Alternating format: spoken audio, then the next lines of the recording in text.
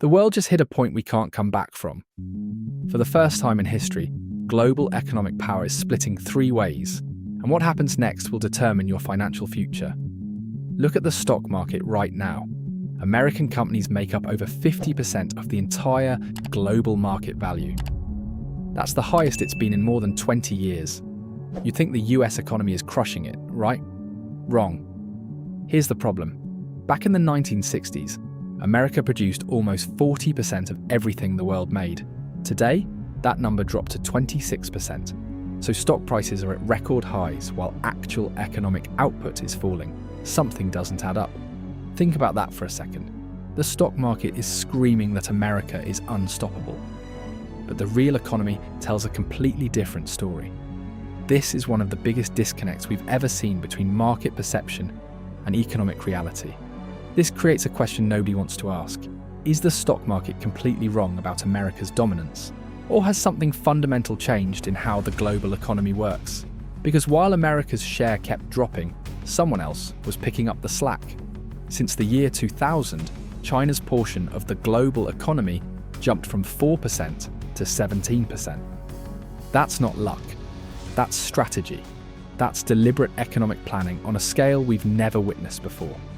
And this shift didn't happen slowly. It happened fast. Faster than any economic transformation in human history. Let me show you how China pulled this off. In the 1950s, China had about 600 million people. Today, it's over 1.4 billion. That explosion created the biggest workforce humans have ever seen. Millions of workers filled factories and started making products cheaper than anyone else could. But population alone doesn't explain it. Plenty of countries have large populations and stay poor. China did something different. They combined massive population with strategic economic policy. Then China joined the World Trade Organization in 2001. That changed everything. They opened up to global trade and became the factory for the entire planet. Foreign companies rushed in. Investments poured across borders. Technology transferred from west to east. Look at manufacturing numbers. In 2001, China made 10% of the world's manufactured goods.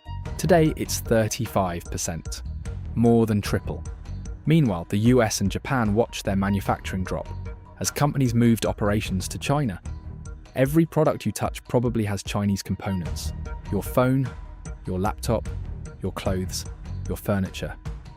Even if it says Made in America, on the label, parts of it likely came from China. And this wasn't just about making stuff. Chinese workers saw their income explode. 20 years ago, the average person in China made around $2,000 a year. Today it's $13,000. That's 6 times higher. That kind of income growth creates purchasing power. It builds a middle class. It transforms an entire society. If this keeps going, China could actually overtake the US economy. Some economists say it'll happen by 2030. Others say 2035. But almost everyone agrees it's possible. But there's a massive problem brewing. By the way, I opened a free community where I show you how to be successful with YouTube and how to be on the right path in this unstable economy. Even if you start from zero, it's easy and free. There's the link below. Back to before.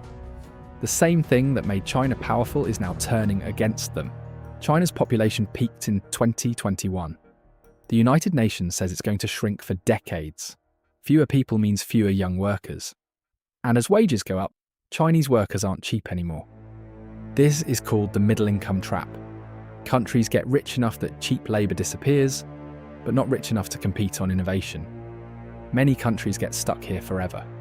Brazil, Mexico, Thailand, they all hit this wall. China just lost the advantage that made them unstoppable. And they know it, so what's China doing about it? They're trying to completely transform their economy. Instead of relying on cheap labour, they're going all in on technology. We're talking about artificial intelligence, semiconductors, robotics, software, data systems. Everything high-tech. The Chinese government is pouring hundreds of billions of dollars into research and development. They're not asking companies to innovate. They're forcing them to, and the numbers show it's working. Look at patents for advanced digital technology. China's count exploded after 2015. Right now, they hold about 28,000 of these cutting-edge patents.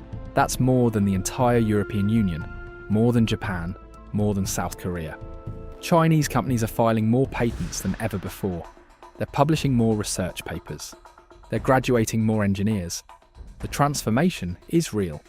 If China pulls this off, they'll switch from a population-driven economy to an innovation-driven one.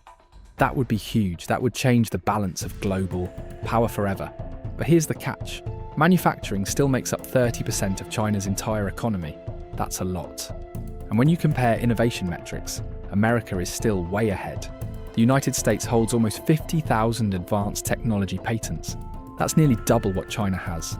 And if you look at the world's biggest tech companies, 50 out of the top 100 are American. China only has 13. American companies don't just have more patents, they have better patents, more valuable patents, patents that actually turn into world-changing products.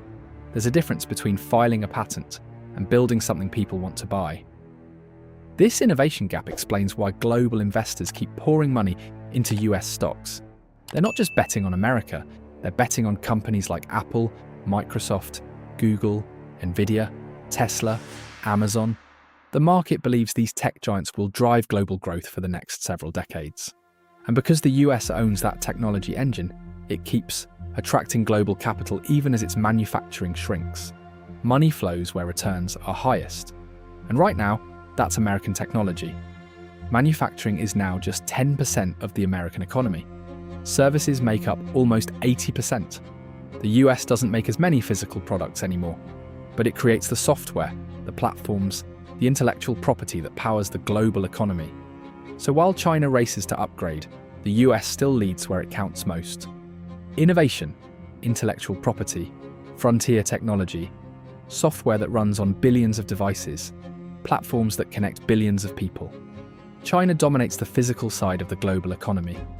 Manufacturing, infrastructure, exports. They build the roads, the bridges, the factories, the products. America dominates the knowledge side. They build the algorithms, the operating systems, the business models. But while these two giants fight it out, a third player is accelerating faster than most people realize. India's population just passed China's, and unlike China, it's still growing. Experts don't expect it to peak until around 2060. That means decades of demographic advantage, decades of young workers entering the economy. But here's what makes India different. They're not trying to copy China's manufacturing model. About 55% of India's economy comes from services. IT outsourcing, digital payments, business technology, customer support, software development. Indian engineers work for American companies. Indian call centers serve global customers. Indian programmers build apps used worldwide. They skipped the manufacturing phase and went straight to services. And here's the key number. India's average income per person is only $2,400. That means their middle class has enormous room to grow. As incomes rise, hundreds of millions of people will start buying cars, homes, electronics, everything. This is the same pattern that drove growth in America after World War II, in Japan in the 1960s, in South Korea in the 1980s, in China in the 2000s. Rising incomes create consumption. Consumption drives growth. Growth creates more income. It's a cycle. Many economists now think India has the strongest shot at becoming the world's largest economy in the long run. The demographics are there, the services sector is there, the growth potential is massive. The political will exists. But India has one critical weakness: innovation. They only spend 0.6% of their economy on research and development. China spends 3%. The United States spends almost 4%. That gap matters. Without serious investment in innovation, India might get stuck in the middle. They could become a services economy that never reaches the technological frontier. India has world-class engineers, they have top universities, they have a growing startup scene, but they need more investment, more infrastructure, more commitment to long-term research. So here's where we are. For the first time in modern history, no single country has a clear path to total dominance. The United States leads in technology and capital. Their stock market dominance reflects investor confidence in American innovation. They control the most valuable companies. They attract the most investment. They set the standards for new technologies. China leads in manufacturing and infrastructure. They produce more goods than anyone, and they're racing to close the technology gap. They build faster, they scale bigger, they execute government plans with incredible efficiency. India leads in demographics and services. They have the youngest population and the fastest growing digital economy. They have the people. They have the potential. They just need the investment. 3 countries, 3 different strengths, 3 different strategies, 3 different paths to power. We're entering something the world has never seen before. A tripolar global economy. Not one superpower, not 2 rivals, 3 giants, each dominant in different ways.